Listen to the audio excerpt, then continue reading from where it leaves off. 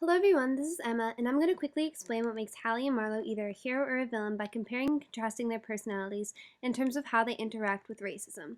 One may argue that Marlowe is a hero whereas Hallie is a villain.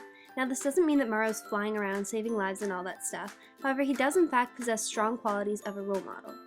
We know that a hero has to be reserved, thoughtful, and unexpected, and we can all agree that our first impression of Marlowe was not a pleasant one.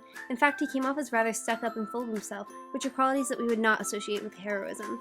However, as the story progresses, Marlowe has constant moments of deep thought that suggest he is more than a hero than let on. On the other hand, Hallie has all of the qualities of a villain, cruel, ruthless, and has a few devoted followers, which are Sam and Willie. But we also have to keep in mind that Marlowe also acquires characteristics of a villain by making racist references, and Hallie also has characteristics of a hero, keeping his family problems reserved and slightly showing interest in Sam and Willie's love for dance. We also have the context into consideration when analyzing Marlowe and Hallie's personalities.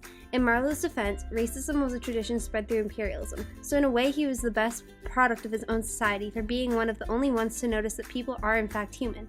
However, Hallie also, living during apartheid, was directly informed by Sam that segregation was hurtful. He tells Hallie about when he was once a boy and could sit on a whites-only bench because he was too young and too excited to notice.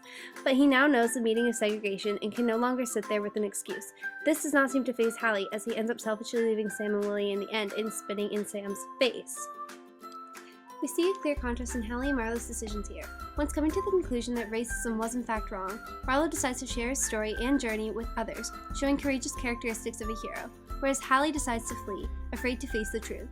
However, at the same time, Hallie cannot be held completely accountable for his actions due to the concept that he is in fact human and makes mistakes, which does not in any way make him a villain. It all ties down to what the authors project to the audience to support their main ideas and themes. Fugard could be using Hallie as an imperfect example of how to handle racism and segregation, while Marlowe is supposed to be appreciated for his ability to avoid complete cruelty towards the natives. Or is it possible that Karma believed there is no such thing as a hero or a villain? Maybe because it's impossible for a person to be good when surrounded by immense inevitable darkness, and also impossible to blame a person for the bad that occurs in such a dark world.